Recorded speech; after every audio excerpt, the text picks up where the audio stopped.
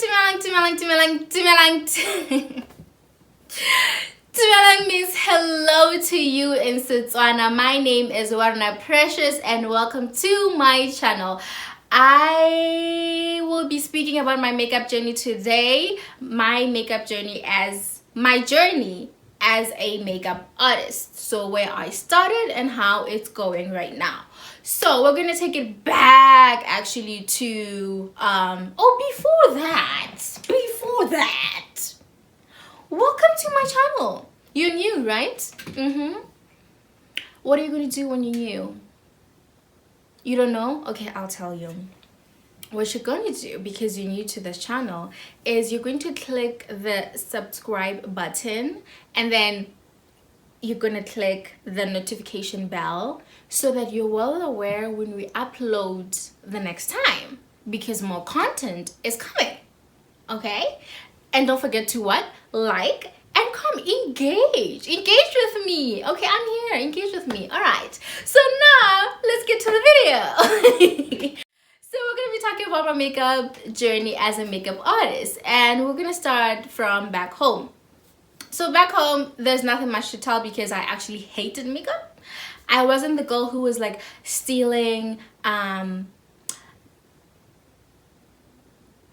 you know what, on a day when I was meeting up with the peoples of the streets, you know, I would steal some powder from my auntie's room and just like powder. But then there was this lip gloss, it called Magic. Okay, it was almost the shade, actually. It was like reddish pinkish, but like going towards the red more. What a magic, you know how it's saying magic away. So yeah, that's the most when it comes to makeup that I did. That's the most that I liked when it comes to makeup.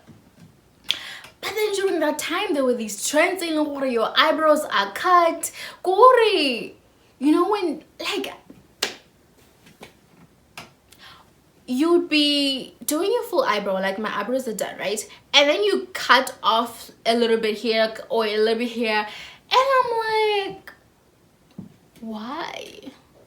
So those are one of the things that made me like, you know. So yeah, I wasn't a fan of makeup, or maybe I wasn't exposed to makeup that way, right? Because my aunt is also not a heavily makeup person. Fast forward, I come to Canada 2015. I come to Canada. I was 16 years old. And then I have to go to school. So I was, you know what? We'll talk about that a different time. If you want my journey in Canada versus my makeup journey in Canada, that's a different story. For now, let's talk about my makeup. Just everything focused on the makeup part, right?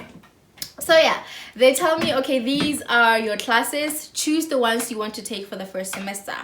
I look at, or even for the rest of the year, I look at this list of classes and I'm like, Hila. It's one thing. I don't have an option to choose every year which class I'm going to. No, I choose once when I'm registering for the school, and I choose between two options. No, I choose to go for two options. Okay, either I'm going to HE or I'm going to PE. I'm going to home economics or physical education. But there was more options to offer, you know, but those are the options that I did. And I did from what's it called, grade 10 to from 1 to form 3. What is that? Grades from 1 to form 3. But then here in Canada, honey, they gave me all this list, and I had to choose for semester 1 and semester 2, and then for the next year. And I'm like, I don't know what to do. So there was this girl from Botswana who I had just met, and she was doing aesthetics class, and she was like, go for this one. It's you know, for your first semester, go for this one, and then for the next semester, if you don't like it, you could always drop out and choose something else. And by that time, you would have known like what's the system, what's happening, and all that stuff. So I go for aesthetics, and so aesthetics in our school consisted of a little bit of massage, facials, makeup, theatrical makeup. What's the other thing? Nails and hair. I'll put up some pictures probably here. I don't know. I'll put up some pictures of the stuff that I did when I was in high school. For the girl that hated makeup. So home economics actually, aesthetics made sense to me to choose because it was similar to home economics. The only other thing that was similar to home economics was, what's it called?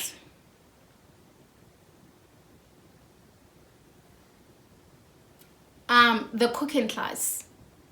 I don't know if it's called, the cooking class. It was mainly just cooking, but then we get over exam.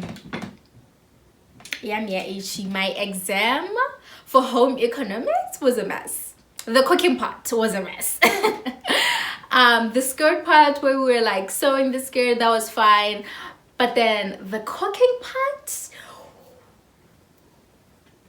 so I knew I was not going into the cooking class. That's not for me. So I was like, okay, since she knows what aesthetics is about, let me try it out. If I need any help, I can always just call her and be like, yo sis, what did you do? I go into aesthetics, and turns out most people were taking it to pass time, to get easy marks. But I was from a country where, baby, I was going hard on every subject. So I still had that mentality. So I went hard on the subject and I gave it my all. And my all turned into Zara and Zara. So for the first year, I became the best student in aesthetics for the whole school, which not every student was taking aesthetics. There was just a few. I became the best student in grade 10. I was given a certificate. Grade 11, so that's 2016, 2017, got this top mark in aesthetics 20. Got this. And then grade 12, turns out I'm still loving this thing. And then got this again 2017 to 2018. Got this as well. So turns out the girl who hated makeup actually loves it. What made it easier was also my teacher. She was amazing. And what made me love it more is how when I interacted with other students, or like even teachers who would come in for services, they were like, your hands are amazing. When I'd give them massages after a facial, they would just pass out, and I'm like, well, if that isn't the best compliment, I don't know what is. So that became that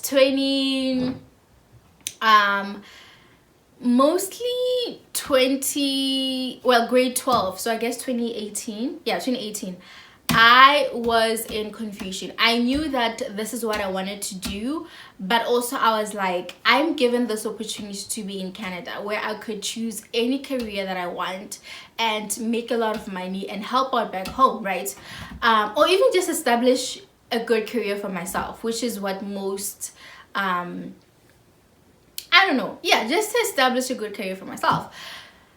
And a good career for myself didn't sound anything like aesthetics. The people around me didn't make it seem like aesthetics is a good thing. Back home, talking to friends, just even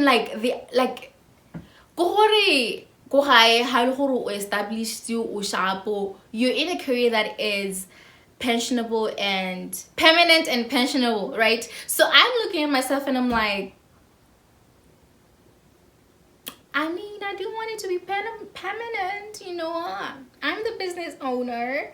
Is it pensionable? I'll give myself pension, I guess. So you're looking at these things in grade 12 and I'm like, I don't know. So I applied for business school and got accepted at a business school, Nate. And then applying for the student loans during that process, I was like, what am I going to do with this business degree after? I don't know what I'm going to do with it. And is it a good idea to entangle myself into a degree, student loans and everything while not knowing what I'm going to do after? So then I was like, you know what? I'm not going to do this. So I took a year off, and during that year off, I upgraded my sciences. And then the next year, which I guess is probably like 2020, I went to a school where a beauty school where I did a tour, and then I almost cried I almost cried during that tour. I was like, this is where I want to be, this is where I belong. Maybe not the school, but like the environment. Like this is where I feel like, you know, when you get into a space and just like, yes, you know, that's how I felt when I was doing that tour. So then right then I took the papers, did the registration, got accepted and everything, and then I did school. Did school during a whole, you know, the thing that happened in 2020? No, 2019, that's when I did the registration. And then I started school 2020 February.